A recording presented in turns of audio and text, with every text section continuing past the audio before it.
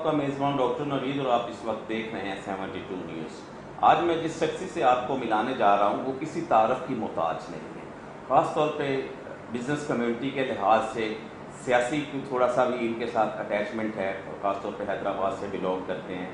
और इनका नाम है हीरा मल साहब, जो कि चीफ़ एग्जेक्टिव हैं अल मदीना राइस मिल के। और आज हम इनसे मिलते हैं, इनसे सबसे पहले ये पूछते हैं कि जिस तरह हमारी कॉटन की इंडस्ट्री बंद होती नज़र आ रही है, बल्कि इस दफ़ा 50% बंद हो गई थी, क्या राइस मिल में अगर ये प्रॉब्लम्स हमारे हुकूमत पाकिस्तान, हुकूमत सिंध इसको सॉल्व ना कर सकेगी तो क्या ये भी इंडस्ट्री तबाही के दहाने की तरफ चली जाएगी? हमने ये इनिशिएटिव लिया कोरोना की वजह से, क्योंकि कोरोना की वजह से हमारी इंडस्ट्री, कराची एक हब है जिसकी वजह से इंपोर्ट एक्सपोर्ट का काम होता है, वो बैठ गई। लेकिन अल्हम्दुलिल्लाह हमारी ज़मीनों को तो कुछ नहीं हुआ, हमारी ज़मीनें तो ठीक पड़ी हैं। अगर हमने 47 से लेके आज तक ज़मींदारा को प्रमोट किया होता तो आज हमें ये दिन ना देखना पड़ता। इस हवाले से इनसे पूछते हैं कि ये किन मसाइल से दो चार है। दूसरा, हुकूमत पाकिस्तान को ये टैक्स पे करते हैं, क्या हुकूमत पाकिस्तान इनको कोई सहूलियात भी प्रोवाइड कर रही है कि टैक्स ही दिए जा रहे हैं? नंबर 3, पीपल्स पार्टी का माशाल्लाह तीसरा टर्नओवर रेगुलर जो यहाँ पे जा रहा है, क्या तरक्याती काम है खासतौर पर साफ पानी के ऊपर, हेल्थ के ऊपर, एजुकेशन के ऊपर तरक्याती काम में से रोड्स भी आ जाते हैं, इस हवाले से भी। और आइए आपकी मुलाकात करवाते हैं हीरा मल साहब के साथ, जो कि चीफ एग्जेक्टिव हैं अल मदीना राइस मिल से, और उनसे मिलते हैं। साहब सामने। जी सर, वालेकुम सलाम। कैसे हैं सर? ठीक है, अल्लाह की बड़ी मेहरबानी है सर। सबसे पहले तो आपको हैप्पी दिवाली मुबारक हो। खैर मुबारक, आपको भी मुबारक हो। अल्लाह खैर मुबारक। तो अल्लाह का शुक्र है कि आपकी दिवाली नहायत तो अमन अमान से गुजर गई, ये सबसे बड़ी बात होती है। और माशाल्लाह आपकी यहाँ की कम्युनिटी को, आपको लॉ एंड ऑर्डर जैसी कफ़ियत से भी नहीं गुजरना पड़ता। अल्हम्दुलिल्लाह आपकी कम्युनिटी को माशाल्लाह यहाँ पे बहुत ज़्यादा लॉ एंड ऑर्डर के मसले पर सेफ्टी है। अब आते हैं बिज़नेस पॉइंट ऑफ व्यू के साथ। हीरा मल साहब, यहाँ पे आप राइस का काम कर रहे हैं और काफ़ी अर्से से कर रहे हैं, कभी आज तक किसी ज़िम्मेदार को, किसी इंडस्ट्री को, किसी हुकूमत ने सपोर्ट नहीं किया, कोई सब्सिडी नहीं दी। इंडस्ट्री दिन ब दिन बंद होती जा रही है, नज़र ये आ रहा है। ये काम है सारा एक्सपोर्ट का। एक्सपोर्ट अगर हमारी अच्छी होगी तो हमारे मुल्क में पैसा आएगा, हमारे पैसे की वैल्यू बढ़ेगी। क्या कहेंगे इन मुश्किलात का जो इस वक्त आप सामना कर रहे हैं, ताकि हम हुकूमत सिंध को, हुकूमत पाकिस्तान को दिखा सकें? हमारा काम दिखाना है, इम्प्लीमेंट रियासतों का काम होता है, लेकिन आपको पता है कि मीडिया वाले आपकी आवाज़ हैं, कौम की आवाज़ हैं, तो वो हमेशा दिखाते ही रहते हैं, लेकिन इम्प्लीमेंट हुकूमत करवाती है। इस बारे में क्या राय रखते हैं? सर, सबसे पहले तो आप लोगों का बड़ा शुक्रिया। 72 और BBC उर्दू UK की शुक्रगुजार हैं। आपने अपना कीमती टाइम निकाल के हमसे अपने ख्यालात के बारे में मालूम किया और हमारे पास हमारे दफ्तर में विजिट की।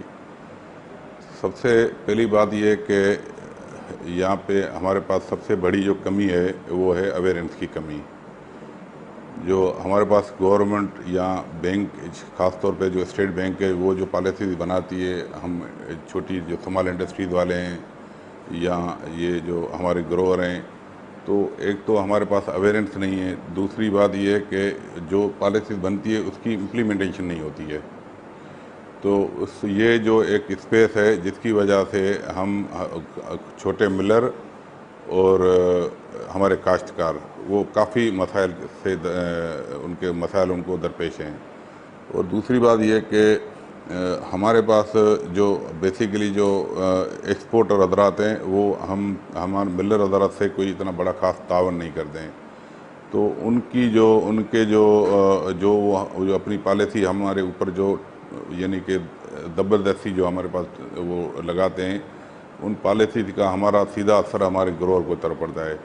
तो फिर उसमें हमारी जो ग्रोअर और हमारी जो छोटे जो राइस मिलर हैं उनमें हमायंगी में कमी पैदा हो जाती है।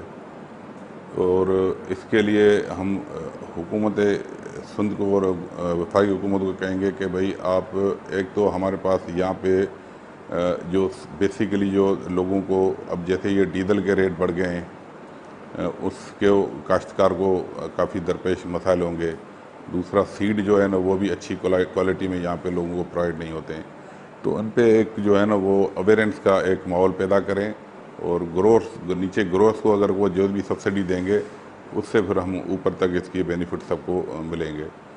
और दूसरी बात यह है कि अब अभी तक इस वक्त कोई हमारी जो एग्रीकल्चर के लिए, चाहे फेडरल गवर्नमेंट हो चाहे प्रोविंस गवर्नमेंट हो, कोई वादे कोई भी पॉलिसी नहीं है, ना एक्सपोर्ट के हवाले से, ना ही उनके नीचे जो हमारे जो ग्रोअर हैं उनके जो बेसिकली जो बुनियादी मसाइल हैं उनके लिए।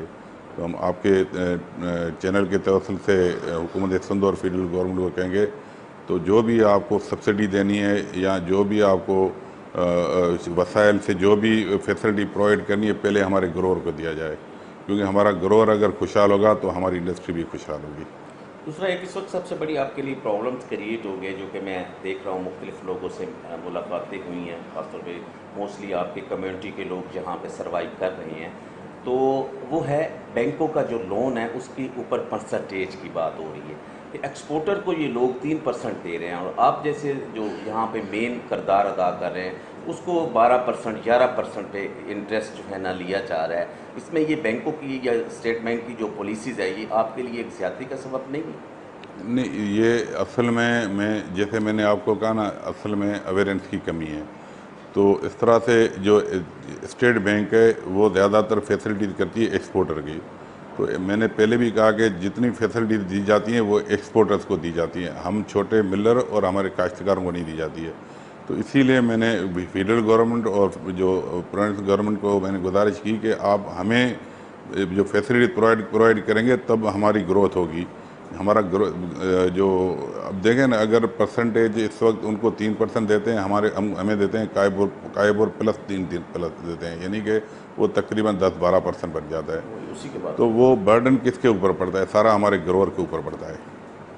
मिलर हजरात जो भी है ना अपना सारा खर्चा कैलकुलेट करेंगे, फिर अपनी मिलिंग करेंगे ना।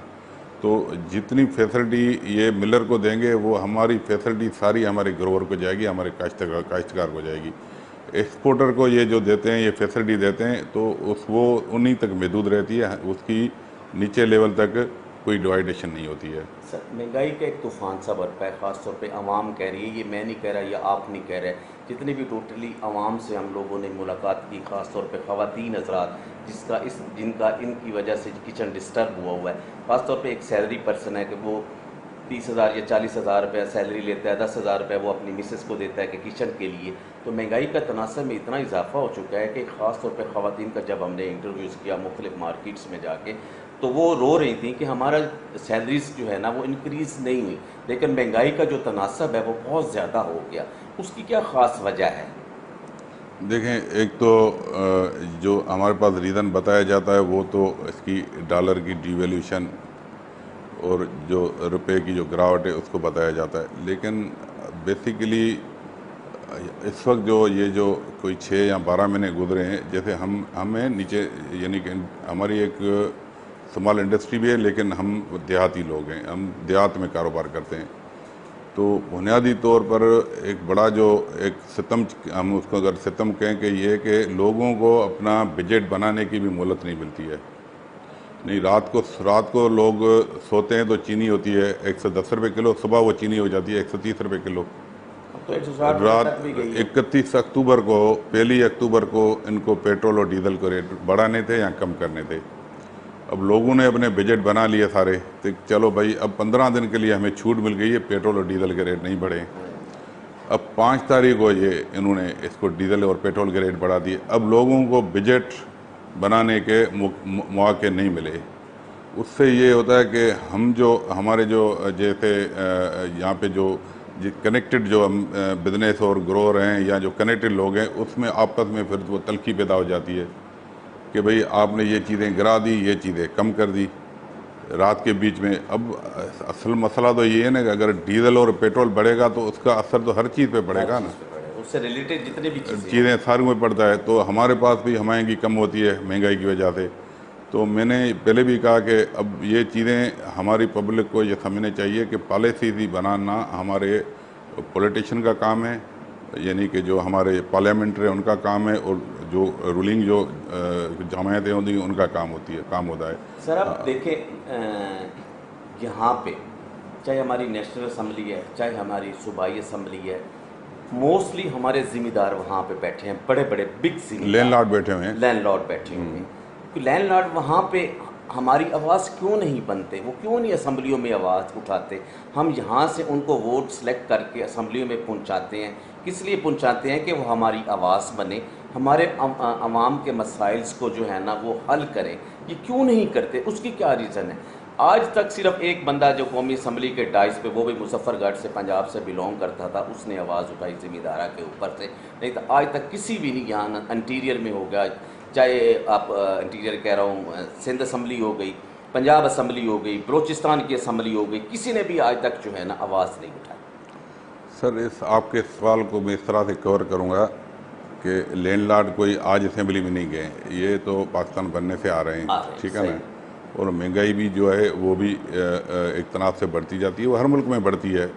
जो भी हमारे जो ये तरक्की याफ्ता मुल्क होते हैं उसमें इस तरह से बढ़ती रहती हैं। अब कहने का मतलब ये है कि जो पॉइंटेड बात यह है कि हमारे जो प्राइम मिनिस्टर इमरान खान, उन्होंने जो एक आवाज़ हाईलाइट की थी तब्दीली की, तब्दीली का नारा लगाया था, नया पाकिस्तान का नया पाकिस्तान का नारा लगाया। तो अगर हम उनको छोड़ के पहले इनको पकड़ते हैं, ताकि उन्होंने क्या किया लोगों के साथ, सही, राइट, ठीक है ना, उन्होंने लोगों के साथ क्या किया, यानी कि जो हमारे लैंडलॉर्ड जो पहले जाते थे, उन्होंने अगर हमारे मसाइल और मसाइल में कमी की, ना हमें वसाइल से माला माल किया। लेकिन इनकी तरफ हमारी जो आंखें थी ये तब्दीली की तरफ, उन्होंने तो हमारी जो उम्मीद है वो भी खाक में मिला दी। अब अगर हम कहते हैं इनको कि हमारे जो रिलेटेड जो हमारे लैंडलॉर्ड हैं वो बड़े अच्छे पुरखलूस लोग हैं, वो कहते हैं कि हमारी वहाँ पे हम बात तो करते हैं लेकिन हमारी बातों का कोई उसमें इम्प्लीमेंटेशन नहीं होती, असर नहीं होता है, तो सब मजबूर हैं। तो मजबूरी का नाम शुक्रिया। लास्ट पे पीपल्स पार्टी का मुसलसल तीसरा टर्नओवर जा रहा है। सिंध में वैसे भी पीपल्स पार्टी रही, कुछ मुशर्रफ दौर भी आया, ज़िया साहब का भी दौर भी आया, अयूब खान का भी स्टार्ट में दौर आया, हम पता ही नहीं होगा पैदा भी हुए थे कि नहीं, लेकिन सुना है। उस रोशन में तो पीपल्स पार्टी भी नहीं मौजूद थी, लेकिन ये अब तीसरा टर्नओवर जो है ना मुसलसल कंटिन्यू जा रहा है। यानी कि आज आप कह रहे हैं कि 14 साल तकरीबन हो गए, 14 साल चल रहा है। इस हवाले से, तरक्याती कामों के हवाले से, क्योंकि हम लोग सिंध में रहते हैं, हमने सिंध की बात करनी है इस वक्त। 18वीं तरमीम के बाद सूबे जो है ना वो बिल्कुल आज़ाद हैं। उसमें ख़ास तौर पर जरदारी साहब जब सदर थे तो उन्होंने ये तरमीम जो है ना पास करवा ली थी, और ये इस वक्त सब सूबों पे लागू है। इस वक्त हमारी जो हुकूमत पाकिस्तान को हम टैक्स देते हैं, और इसलिए टैक्स देते हैं कि ताकि वो हमारे तरक्याती कामों पर खर्च हों, हमारी हेल्थ का निज़ाम अच्छा हो, हमारी एजुकेशन का निज़ाम अच्छा हो, हमारे रोड्स अच्छे हों, और गरीब आदमी को 2 वक्त की रोटी मिले। जैसे शहीद जुल्फ़िकार अली भुट्टो साहब ने नारा लगाया था रोटी कपड़ा मकान का, और ख़ास तौर पर साफ़ पानी पीने का पानी मिले, जिसकी वजह से आज हम लोग बीमारियों का शिकार हो रहे हैं। 75% बीमारियाँ फैल रही हैं उसमें। क्या कहेंगे इसके बारे में? ये आपसे लास्ट क्वेश्चन है इंशाल्लाह ताला। सर, मैं एक गुजारिश है कि मैं बेसिकली तो पीपल्स पार्टी का वोटर हूँ, ठीक है। तो अब एज द बिजनेस हम वोट भी देते हैं और पीपल्स पार्टी को ही हम सपोर्ट करते हैं। पीपल्स पार्टी की एक जो बड़ी बात हम खुलेआम कह सकते हैं कर रहे हैं कि उसने एक यहाँ पे हमारे पास इन 14 सालों में ख़ासतौर पर जो हमारी जो एरियाज़ हैं उन्होंने यहाँ पे लोगों को एक हमायंगी पैदा करके रखी हुई है, भाईचारा पैदा कर रखा हुआ है। बाकी दूसरी बात यह है कि मैंने आपको पहले भी गुजारिश की कि अब बिलाल भुट्टो जरदारी साहब जो हमारे चेयरमैन हैं, उन्होंने काफ़ी ऐसी पॉलिसीज़ बनाई हैं नीचे लेवल तक, लेकिन उसकी अब देखें रास्ते में अगर पानी बह जाता है, ऊपर से अगर वो देते हैं बह जाता है, खो जाता है, उसको हर चीज़ की वो खुद मॉनिटरिंग नहीं करते हैं, तो इस तरह से इम्प्लीमेंटेशन नहीं होती है। काफ़ी अभी देखें ना, हेल्थ का भी उन्होंने काफ़ी अच्छा काम किया है, और दूसरे भी ऐसे जो चीज़ें हैं वो अच्छी उन्होंने की है। और दूसरी बात यह है कि यहाँ पे हम लोग यानी उनसे डायरेक्ट कनेक्टेड हैं। कोई अगर मसले या मसाइल होते हैं, ख़ासतौर मैं अपनी कम्युनिटी की बात करता हूँ, एज द हिंदू कम्युनिटी, हम अच्छी तरह से वहाँ पे अप्रोच करते हैं हर मसले मसाइल पे। तो हमारे लिए भी एक फैसिलिटी है पीपल्स पार्टी की कि वो हमें अहमियत देते हैं, हमें इज्जत देते हैं, ताकि हमें एक कोई ऐसा कमतरी पैदा नहीं। अब बाकी बात यह है कि अगर कोई जैसे रोटी कपड़ा मकान के, अब देखें रोटी कपड़ा मकान का जब नारा लगाया गया था तो भुट्टो साहब ने एक बड़ी फैसिलिटी दी लोगों को, ठीक है ना। लोगों को इतनी बड़ी अच्छी फैसिलिटी दी थी कि बिल मालकान को बाहर निकल गए थे, इनको ओनरशिप दी गई थी। लेकिन क्या हुआ फिर? क्या हुआ, यानी कि वो फैक्ट्री तबाह और वीरान हो गई। इस वक्त भी अगर मैं ओनर अगर फैक्ट्री में नहीं हूँ तो मेरे एम्प्लॉयज़ फैक्ट्री का वही हाल करते थे। वही हाल, बिल्कुल ठीक है सर, लोगों में अपनी कमज़ोरियाँ जो है ना वो सारी वो गवर्नमेंट पे छोड़ देते हैं या पॉलिटिशियन पे छोड़ देते हैं। लोग खुद भी अपनी जो है ना वो अप्रोच को थोड़ा हायर करें और अपनी विल को इस्तेमाल करें और अपनी जो है अपने माइंड से कोई कुछ करके कुछ आगे निकलने की भी कोशिश करें। हम सारी चीज़ें तो गवर्नमेंट के ऊपर नहीं छोड़ सकते ना। तो ये चीज़ें कमी पेशियाँ हैं, लेकिन हम पीपल्स पार्टी का माशाल्लाह दौर अच्छा गुजरा है हमारे पास, अल्लाह की मेहरबानी से हम। क्या मैं इस पीपल्स पार्टी के टर्नोवर से आप मुतमईन नज़र आते हाँ हैं? हाँ, हम मुतमईन नज़र आते हैं। As a workers, as a voter, yes ठीक है यस। ना? इस हिसाब से, क्योंकि तरक्याती काम सबसे पहले है कि गरीब आवाम को सहूलत प्रोवाइड जी जी की। जी पैसे वाला तो गरीब जो है पैसे वाला तो डॉक्टर्स अच्छे से अच्छे को जी दिखा जी जी सकता जी। है, गरीब आदमी अफोर्ड नहीं कर सकता। पैसे वाला तो मिनरल वाटर भी अफोर्ड कर सकेगा, गरीब आदमी नहीं कर सकता। ये चीज़ें सारी बीच में ही शामिल होती हैं। सर गुजारिश ये है कि मैं फैसिलिटीज़ तो सारी आती है वहाँ से, पैसा भी आता है। अब वहाँ पे यहाँ पे एक तो लोगों का अवेल करने का तरीका मुख्तलिफ है, दूसरा उसकी इम्प्लीमेंटेशन नहीं होती है। मेरे ख्याल में लोगों में कुछ अवेयरनेस भी नहीं है ये। हाँ ठीक है, मैं यही कह रहा हूँ, अगर अवेयरनेस होती है, अवेयरनेस के बगैर तो हर चीज़ बेकार है ना, अधूरी है। दूसरी बात यह है कि मैं बेसिकली हमारे दो सिटीज़ हैं जहाँ से मैं बिलोंग करता हूँ। एक तो हमने यहाँ पे बिजनेस के हिसाब से ज़्यादातर, मेरी 155 ईयर एज है, तो मैंने 30-35 साल तो इस एरिया में निकाले हैं।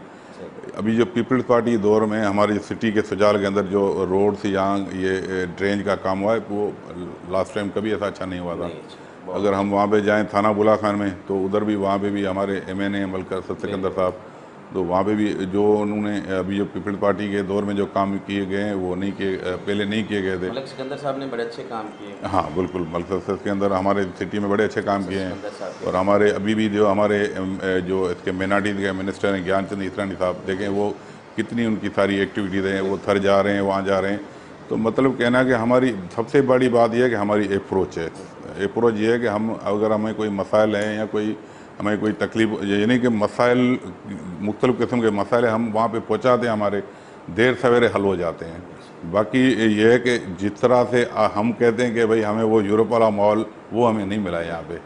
ठीक, वो मिल ही नहीं सकता, हम इस्लामी मुल्क हैं, ये भी हाँ तो हाँ, साथ वो है। वाला नहीं है कि भाई अगर वो लेकिन आपको हर तरह की आज़ादी है, आपके अमन व अमान के हाँ हिसाब नहीं, से। यहाँ पे तो हमारे आपकी कम्युनिटी को यहाँ पे किसी किस्म की कोई तकलीफ नहीं, नहीं यहाँ है। पे मैं एक बात करने से, हमारे जो यहाँ पे पॉलिटिशियन हैं जितने भी हैं, शरादी बिरादरान हैं, मलकानी साहब हैं या जितने और भी हैं हमारे पास, वो बड़ी हमारी रेस्पेक्ट करते हैं। अली और अहमद मलकानी साहब की बात। मोहम्मद अली खान मलकानी साहब हैं, ये हाजी गुलाम कादर मलकानी साहब हैं, यहाँ साईं शफकत शाह शरादी साहब हैं। वो ख़ास तौर पे शरादी बिरादरान के हम बिल्कुल उनके यानी के बराबर में रहते हैं। अच्छा, वो बड़ा हमसे तावन करते हैं और हमें हमारे मसाइल को अवलिन तरजीह देते हैं बसते मेजॉरिटी के। तो हमें इसमें यहाँ पे कोई प्रॉब्लम नहीं। अभी भी आप आएँ देखें, हमें लोग बड़े रेस्पेक्ट के साथ मिल रहे हैं, आ रहे हैं, जा बहुत रहे हैं। अच्छा लगा, यकीन करें मिल के आपसे। बड़ी खुशी हुई, आपने हमें आपकी अपने बड़ी कीमती मेहरबानी, टाइम से आपकी बड़ी नवाजा और मेहरबानी आपने साहब। अच्छी अच्छी बातें जो है ना हमें दिखाने के लिए ख़ास तौर पे दी कि हम पूरी हुकूमत पाकिस्तान को, हुकूमत सिंध को भी दिखा सकें और ख़ास तौर पे आवाम को भी दिखा सकें। ये चीज़ें सारी दिखाने के लिए होता है और आपको पता है मीडिया का काम है दिखाना, और हम आखिर तक दिखाते ही रहते हैं। इम्प्लीमेंट रियासत का काम है, वो भी इंशाअल्लाह ताला बड़े अच्छे तरीके से काम कर रही है। और नेक्स्ट जो है लास्ट पे क्या देख रहे हैं अगले इलेक्शन में कि बिलावल साहब वज़ीर आज़म बन सकते हैं? सर ये इतना वसी मुझे तजर्बा नहीं है कि मैं उसके बारे में कह सकूँ, बाकी अल्लाह ताला को दुआ करेंगे कि अल्लाह ताला उनको वज़ीर आज़म बनाए। बाकी ये है कि यहाँ पे तो इस वक्त भी लोग ज़्यादातर पीपल्स पार्टी के सपोर्ट में, सिंध की बात करूँ, हम अपने इलाके की बात करते हैं। और बेसिकली यहाँ पे तो हमारे पास जितने भी पॉलिटिशियन हैं वो उनकी बड़ी एक अपनी यानी कि ये शरादी साहबान हैं और मलकानी साहबान हैं, इनकी अपनी अच्छी वोट बैंक है। तो लोग उनको भी, उनसे भी मोहब्बत और खुलूस रखते हैं उनसे भी। बहुत शुक्रिया सर। नाज़रीन, ये हीरा मल साहब जो कि अपने ख्यालात का इज़हार कर रहे थे, chief executive Madina rice mill के, बड़ा अच्छा नाम रखा हुआ है इन्होंने। और सबसे बड़ी बात ये है कि पीपल्स पार्टी के तनोर की बात करते तो बड़ी मुतमईन नज़र आते हैं। ख़ास तौर पर तरक्याती काम के हवाले से कहते हैं कि हेल्थ का बड़ा अच्छा काम हुआ है, रोड्स भी बने हुए हैं, ये छोटे छोटे गाँव देहात हैं, इनको बड़े जो शहर सिटीज़ हैं उनसे मिलाया गया है। और ये इनके लिए सबसे अच्छी बात है, पीपल्स पार्टी ने सिंध में अच्छे तरीके से वर्कआउट कर रही है। और मेरी दुआ है जनाब चेयरमैन बिलावल भुट्टो जरदारी साहब के, सिंध भी आपका, बल्कि पाकिस्तान ही सारा आपका है। तो ख़ासतौर पे सिंधी भाइयों के साथ जो है ना आपका रवैया बहुत अच्छा है, आप मिलनसार इंसान हैं। और ख़ासतौर पे जो उनकी तरबियत है वो असफ़ अली जरदारी साहब जो कि हमारे हमारे कहलाते हैं, उनके साथ है, अली फरियाल ताजपुर के साथ है। ये सारी चीज़ें जो है ना वो बड़ी काउंट करती हैं और इंशाल्लाह ताला वो अपनी कावश में भी लगे हुए हैं कि गरीब आवाम तक, जैसे उनके नाना ने नारा लगाया था, शहीद जुल्फ़िकार अली भुट्टो, रोटी कपड़ा मकान, और वही चीज़ें गरीब आदमी को चाहिए। और इंशाल्लाह ताला जो अगर वही चीज़ें जो गरीब आदमी को मिलेंगी तो ये जो आवाम है आपके पास कभी से नहीं दूर हो सकती, आपके साथ रहेगी। और जब तक क़यामत आएगी उस वक्त तक जिया भुट्टो के नारे लगते रहेंगे। और राइस मिल के हवाले से जो इन्होंने बताया कि हम ये मसाइल से दो चार हैं, उनसे भी रिक्वेस्ट करता हूँ, सैयद मुराद अली शाह साहब से भी, कि इनके जो मसाइल हैं उनको हल किया जाए। एक्सपोर्टर में हैं, बीच वाले में ये बैठे हैं, ये ज़्यादा मारे जा चुके हैं। उसके बाद फिर ज़मींदार जो हमारा है, जो काश्त करता है, वो भी ज़्यादा हो गया है। इन दोनों को अगर आप रिलीफ देंगे ना तो इंशाल्लाह ताला ये पाकिस्तान तरक्की करेगा, पाकिस्तान खुशहाली की तरफ आएगा। और पाकिस्तान अगर खुशहाली की तरफ आएगा तो ये दिन दुगनी रात चुगनी जो है ना वो तरक्की करेगा और पाकिस्तान का दुनिया में एक नाम होगा। और यहाँ पे हिंदू कम्युनिटी का जिस तरह पाकिस्तान में अमन ओमान के सिलसिले में एक नाम है कि इनको हर चीज़ का ख्याल रखा जाता है, ये सारी चीज़ें बड़ी काउंट करती हैं कि ये पाकिस्तान जैसे सिटीज़न हैं, पाकिस्तान में रहते हैं और उनको अमन ओमान के सिलसिले में कोई नहीं है। और हम लोग इनके शाना बशाना दिवाली में जितने भी इनके फंक्शन होते हैं कि हम लोग साथ ही खड़े होते हैं। और यही एक पाकिस्तान का सबसे बड़ा जो है ना तरीका है, पाकिस्तान के लोगों का तरीका है, हमारे हमारे जो सिटीज़न हैं उनके लिए ये बड़ी अच्छी बात है कि एक दूसरे के साथ मिलजुल के रहें। कैमरामैन जुवेश के साथ डॉक्टर नवीस।